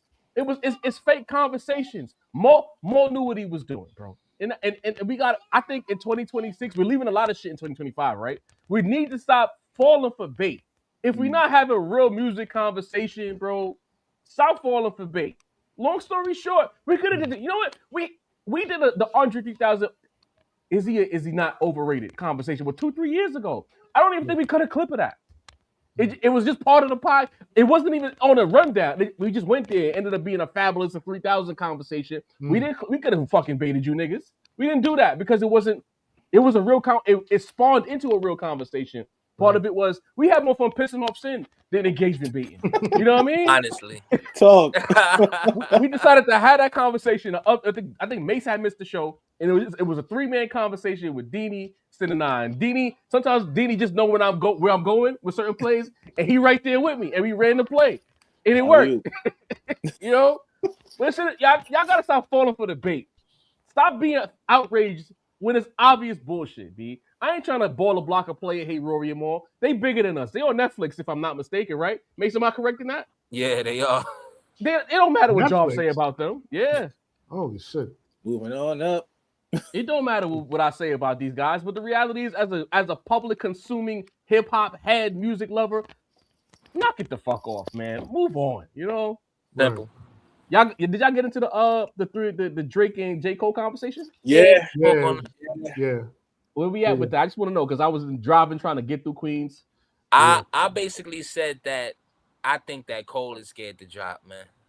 It's Cole. Yeah. Only Cole. Not Cole. He drew that line in the sand. I drew the line in the sand. So they shook, scared to death, scared to look. So you don't think the sixth god himself is afraid to drop?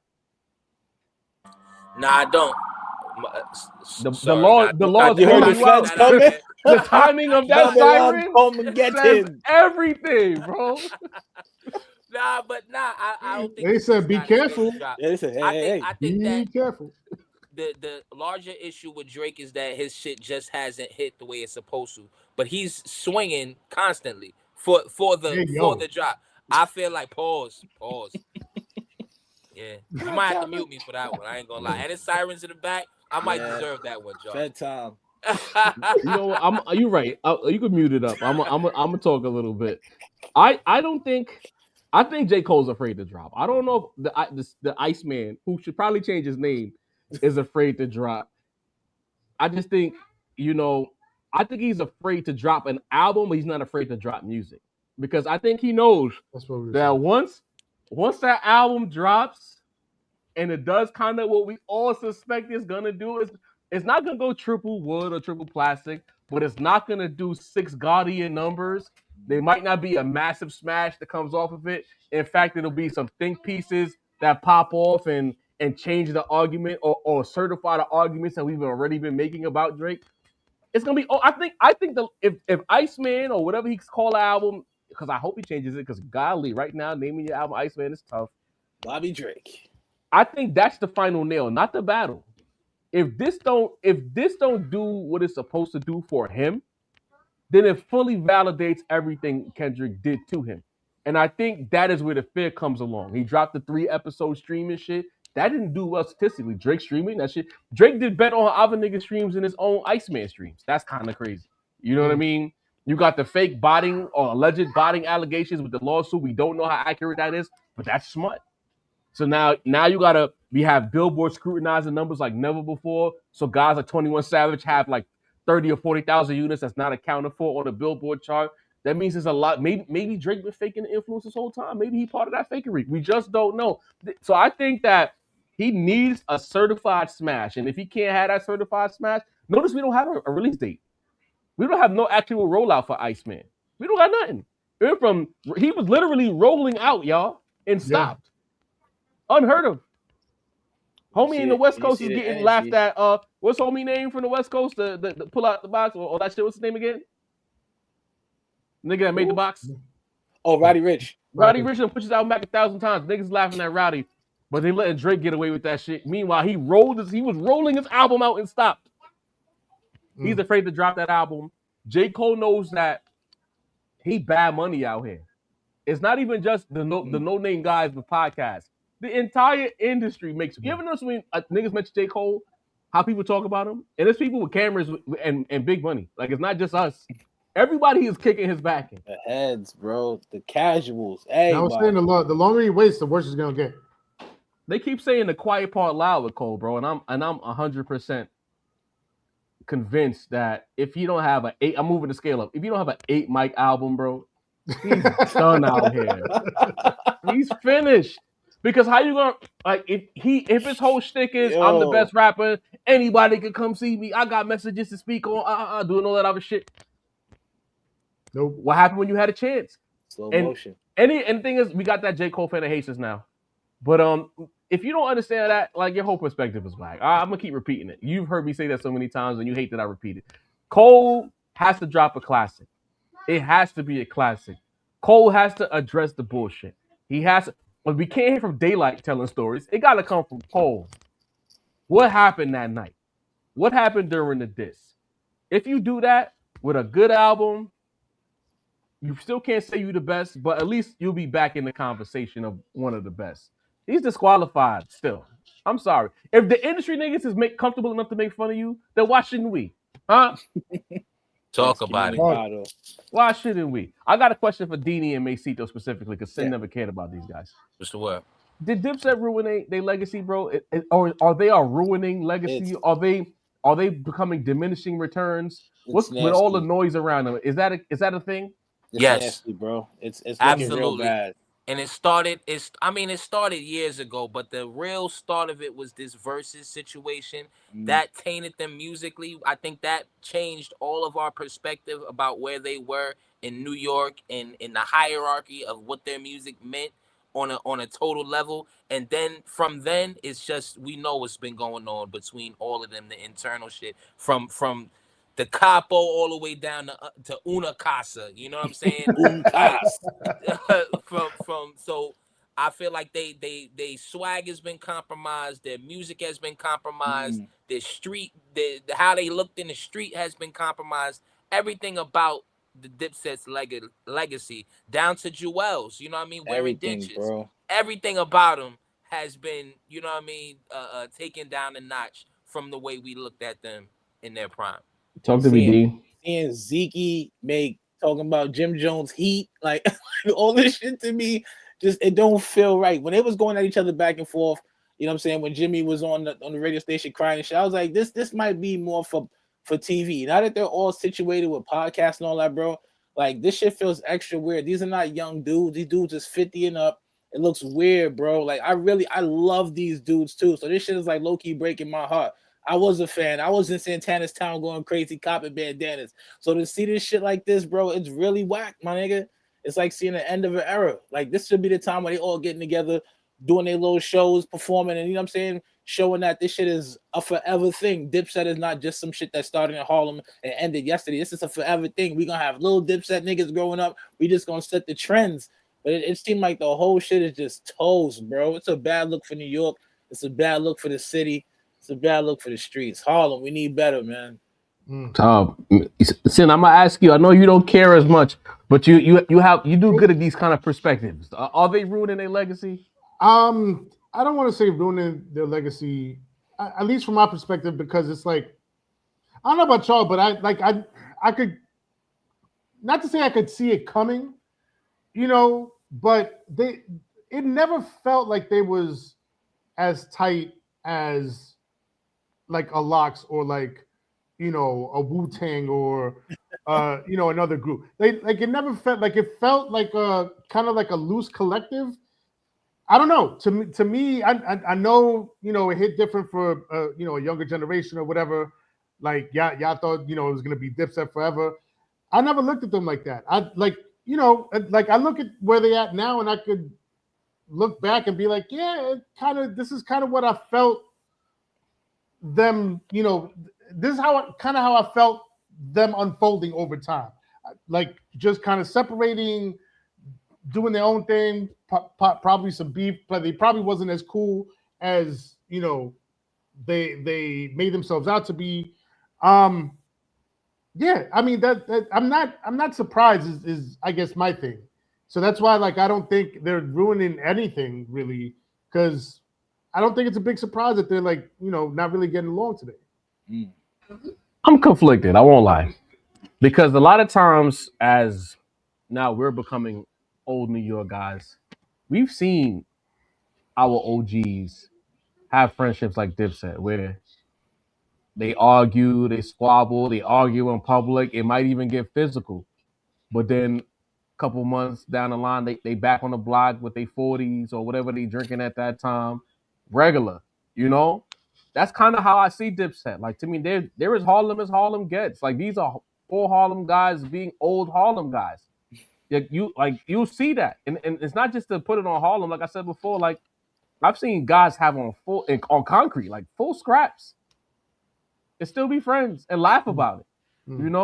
It's just that social media makes everything life or death in a way. Everything is dramatic, and it's like, nah, y'all just don't get it. I know sometimes we talk to coach, be like, yo, we just New York, and sometimes it really is just that. It's just New York friends, like they going through it. But when it's time to get money together, they gonna get that bag together.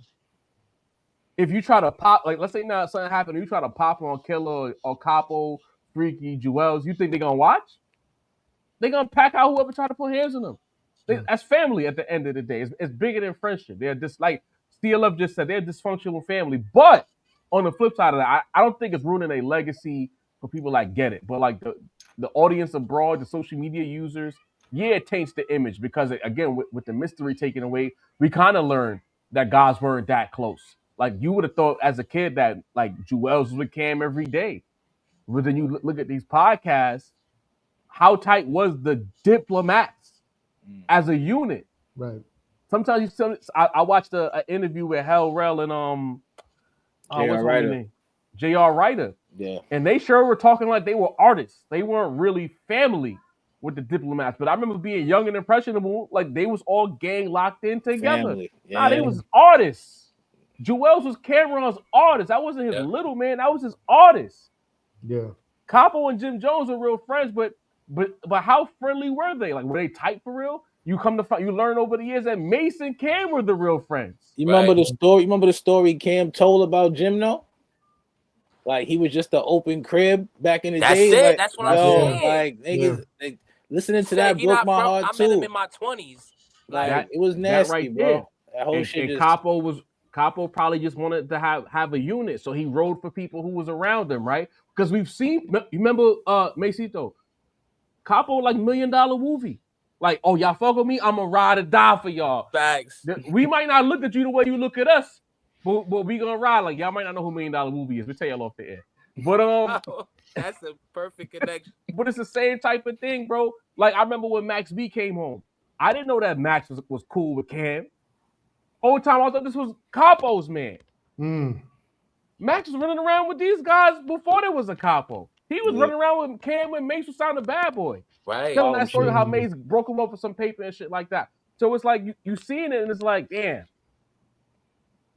For people who don't get it, yeah, it wasn't real, whatever the case may be. It's tough to see Cameron whipping the chair out at the verses that he didn't want to do.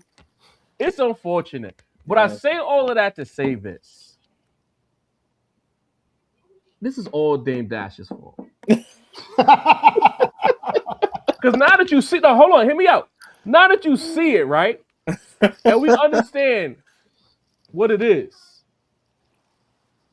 for him to put Cameron or announce that Cameron is the president of Rockefeller Records, It took us 20 plus years to see all of this. Imagine being Jay-Z, Beanie Siegel, Memphis Bleak, State Property, Get Low. And y'all wake up one day and y'all hear that Cameron is president of Rockefeller. Why the fuck would you even consider that? Shout out to Cam for taking over the Rock. And the thing is, y'all knew it was friction. And then here go Jewel's rapping that on the single. This is all Dame Dash's fault, bro. It is. Like, why would you do that? Like, could you imagine there's an alternate universe where Rockefeller is still somewhat united because of that one decision that never happened? Hove comes back from wherever he was at in Europe. Beanie Siegel gets the presidency that he was supposed to have because Beanie was really capo for Rockefeller. We love Bleak, but the Beans was really the one in all the battles, all the wars. It was Beanie Siegel. Facts. He gets presidency. Maybe Dame and Jay-Z still fall out, but the infrastructure is tight enough to where things go a little bit smoother. You know? Damn, Dame. Damn, Dame. But that, that is Dame's fault. Look how Dipset is. Why would you even consider that? And then why would you green like that Jewel's bar? Like, they tell all these stories now how it used to be friction that baseline. Of course it was. You kidding me? Dame did. Oh man. Oh man. You know, but now that we got the podcast portion out of the way, I was gonna continue to ignore this guy because he should be ignored. But I did the math, right? Last week, I don't know if y'all remember, everybody who was in the chat, we had a bunch of spam bots in our chat that it took us over like 35 minutes to get rid of from another platform, right? For those that remember, just raise your hand, we'll move on. We were completely unaware that this person was making content about us for a take that he personalized the take that we had that we put out for our audience, our followers, to interact with us, regardless if they agreed with us or not. We wasn't thinking about this kid, you know? Bro decides to spam bot our chat. Yes, Jermaine L. Johnson, that platform. Spam. And it was like every time we would ban one, it was like they unleashed the bots. OD. On a rap roundtable. You heard? So, Mr. A, you could go right now. It's not about sensitivity. It's a problem with people who have like limited viewpoints of how things work in the world, and they just say dumb shit like sensitive, and it's just like, all right, niggas could get their shit off on us, but anytime we say something, we sensitive. I don't understand that. I don't understand that. You know, so we just supposed to not say nothing. But if we don't say nothing, we pussy. So we lose either way. All right. You know. So then after I see, I think Sin, or who, I don't know, it might have been me, it might have been Sin, I don't remember. Put the shit and was like, Rap Roundtable says this. Then I see another video that says, Rap Roundtable ducking, walking back this. Another post that says, Rap Roundtable says no to versus journalism over entertainers. Like, wait, what? Yo. Hold on, bro. And then you add all of that. Then you have the nigga botting our chat. Crazy. With shit that just keeps saying A2HH, A2HH, A2HH. Like, bro, if this don't show y'all why, and he knows this, and I want to make this 100% clear. He knows that we don't fuck with him. He knows specifically that I don't fuck with him. We said in the video where we talked about, where we explained ourselves thoroughly, he made a clip where he made it seem as though we walked back, misidentified things we said because he wants to entertain those bozos who watch that shit. Because I read the comments that they said, everybody who wrote some funny shit in that comment, fuck y'all, suck my dick. Mad Max specifically, you know what I mean? You're a clown. Max, I ain't see you in a while. Yeah, Max doing nasty out here. Max ain't come back. Max ain't come back since we told him to get a haircut, and he stopped fucking with us after that. He was on niggas' cameras looking how you look, nigga. You needed a cup of some quarters in it. But nevertheless, we said in the video at the 1 hour, 37-minute, and 50-second mark. We're not doing no pretend verses. We're not going to play songs with nobody because that needs to happen on the stage. The man sees this and then proceeds to make the video calling us out anyway. In that video, I said, we're not doing no pretend verses because the last time we did that, that platform over there muddied the waters and tried to make us look crazy. That platform is old boy's platform. So again, he saw this and called us out anyway. You know what I'm saying? Then spun the narrative for him and them couple of bozos that's still over there. My nigga, y'all can clip this and send it to him. We don't fuck with you. We haven't fucked with you in God knows how long. That's all 4 of us, by the way. All 4 of us. We don't fuck with you. We thought you was a weirdo in real time. Because thing is, y'all so stuck. We figured out y'all tactics before y'all broke up, you and Coop. And we learned how to play the game. We learned how y'all like to not y'all, you, because Coop is cool. Coop on Coop regardless. And that's why I respect him more. Shout out to Coop. You know what I'm saying? You like to play games. Then when I hit you that one time when y'all was playing games, you responded to me and said, I have no idea what you're talking about. That's when I knew you was a fuck nigga for real. And I'm like, I am never doing nothing. And I came back to my guy and said, this nigga's a weasel, bro. And I'm not fucking with him. So you could, and Sin had made a comment about something a couple months ago, and you made content about what Sin said. So here what we gonna do. Since we are a feeder system for your bum-ass platform, you can keep talking about us, right? But you want to make shit public? Journalism is over entertainers. I'm going to entertain my audience by letting them know that we don't fuck with you. Don't ask us for shit. Don't call us out for shit. Stay right over there with your bots, your purchase views on every platform, your fraudulence. People might think you're the good guy, but I see you, gang. And we're going to move on just like that. We got a couple super chats to get to. You know, I don't feel like talking. Y'all can read them shits. Slow. Easy. You know That's I mean? why Charles the GOAT, you know. Just say you could point it up, bro. I'm good. Oh, I'll put a little cherry on it. Oh, okay. I bet. I like just very briefly, like, who are you, gang? Why do we have to answer to you? Why? Like, just because you put some shit out there, just because you call us out, you challenge us, like we have to accept. We don't even see the challenges, and you got my math. If you really wanted to do some shit, or you could have had Ron Sneaky hit me on Instagram like he used to do in the past. You know what I mean? There were other ways you could have done that shit. It's the year of the Lord 2026, man. Like, do you understand how past that we are right now? So we don't even kick their back in no more. How past that we've been. The chat don't. Some of the chat know, but yo, it's been a wild ride in this game for us, man. There's been a lot of hate. Do you see the four faces in front of you? These have been the same 4 faces for years, standing 10 toes down on this platform. Now Mr. A, we like that in hip hop. It don't got nothing to do with that in hip hop. Put it this way, we have no issues. We have no issues with any reputable platform. Zero issues with any reputable platform. Keyword reputable. You had one show fail, then you had another show fail. Now you don't even got a show, and you want to come and call us out.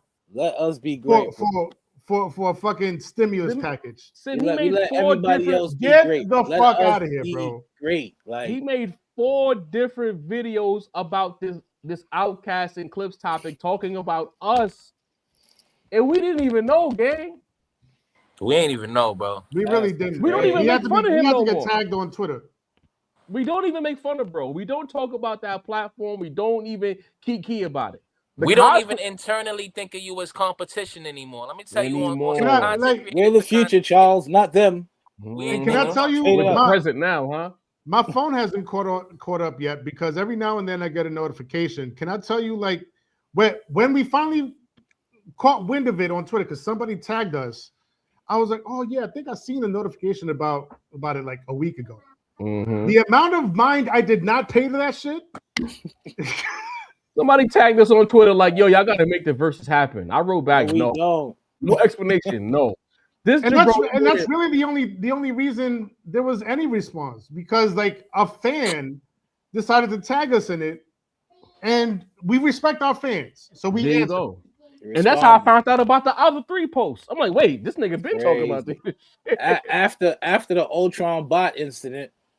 And then remember what I told you. Shit was so and crazy, what I told you at the end of the stream last week, I said, "Yo, if that nigga rolled something out after that, we know it was him that was botting our stream."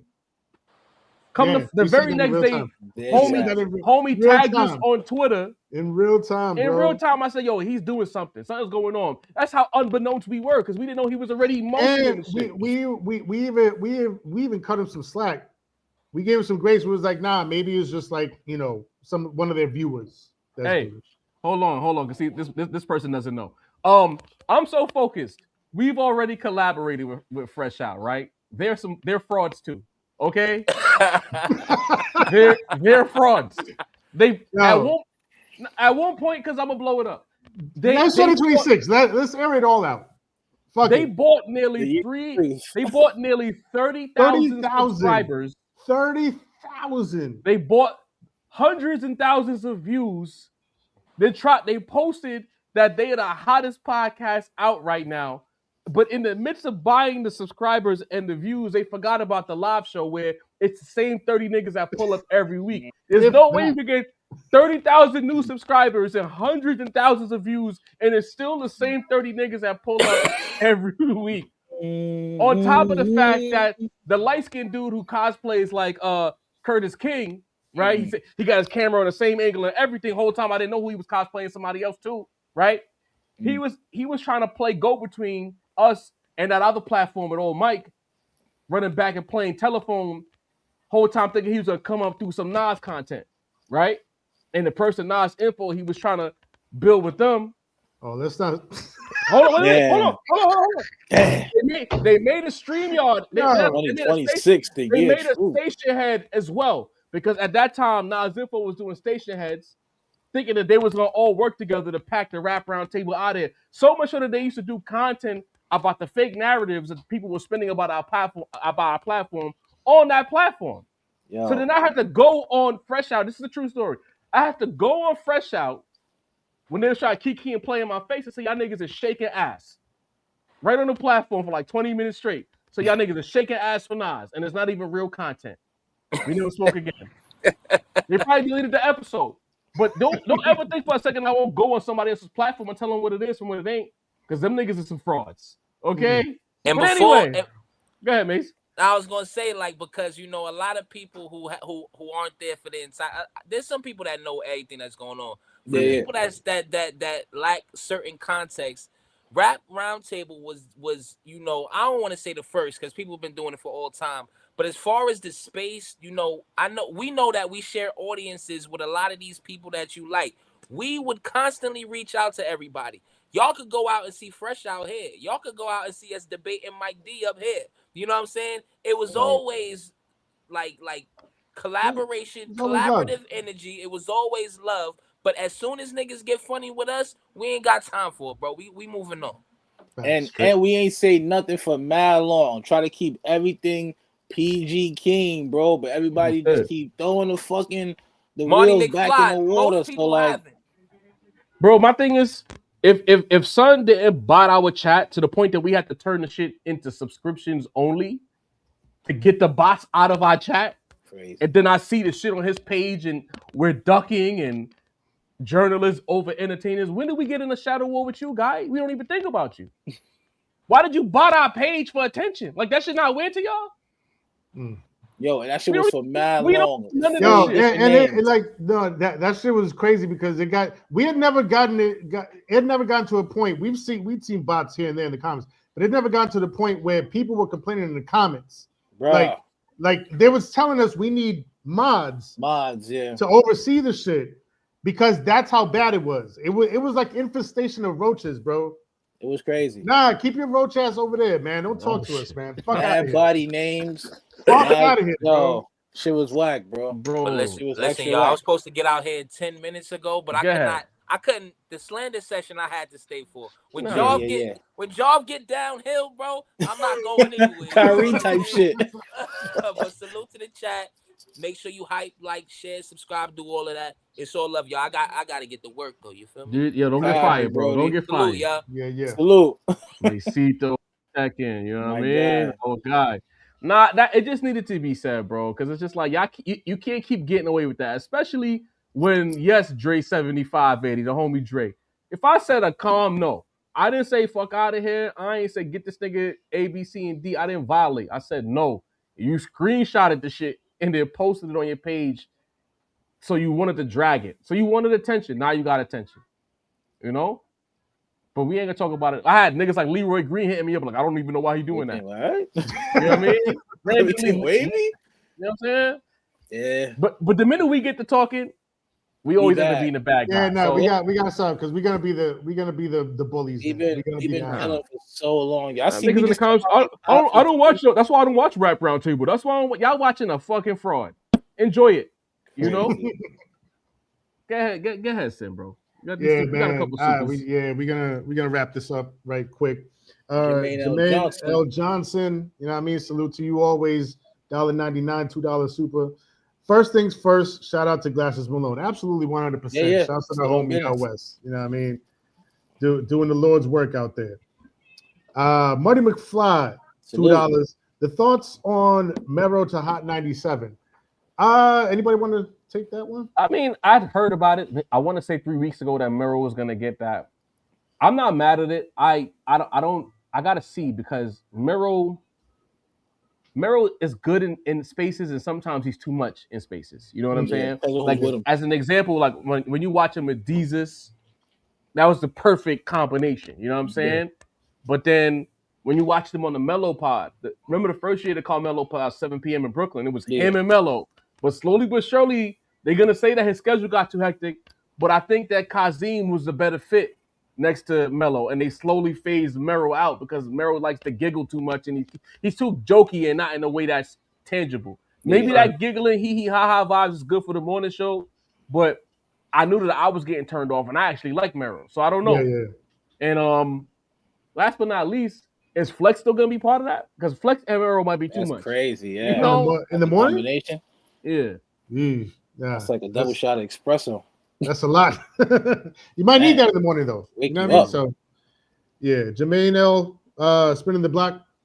Your favorite rapper can't. Oh, $5 this time. Salute to you. Your favorite rapper can't do what Dre did on the art of storytelling. He's special. Absolutely, no question. 100%. No question. Art of storytelling is absolutely. Shout out to Slick. T-Mac 3957 with the $10. Salute to you. 3 Stacks is not overrated. He is an elite rapper. Why can't you consider The Love Below a solo project? Not a rapper. Well, he didn't rap. It was, you know, it was an amalgamation of a lot of other styles. Very little rap. Yeah. Very little rap. Salute though. There was maybe like two, 3 songs. Yeah. That was rap songs or had rap on it. It wasn't John Blaze like that. Yeah. So we could judge him. I'll say this: we could judge him as a solo artist, not a rapper, but a solo artist based off that album. But as a rapper, he doesn't have a solo rap out. Right. So it's a lot of compartmentalizing we got to do, but it is what it is. I think that was all the supers for us tonight. You know what I mean? Yeah, we're gonna head on out of here. It's 10 o'clock. Yeah. I'm hungry and a little tired. Yeah. You know what I mean? Deanie, take us home, man. Salute to the chat, each and every one of you amazing folks. Shout out to the haters too. You know what it is. It's the Rap Roundtable. Hit the like button, share, tell a friend, like, subscribe. After the video done, go back, hit the swipe on the hype. You know the energy. Shout out to my brother Sincere, my brother Jarvis. Shout out to my brother Macito. I'm dealing the battle to the force. When our powers combine, you know what the fuck it is, man. It's the Rap Roundtable. Monday Night Raw, you dig? We out of here, family. Yes, sir. And we'll spin the block of some breaks. If maybe one of these scary dudes drops an album, maybe we'll talk about it. I don't know. Be good. Yeah.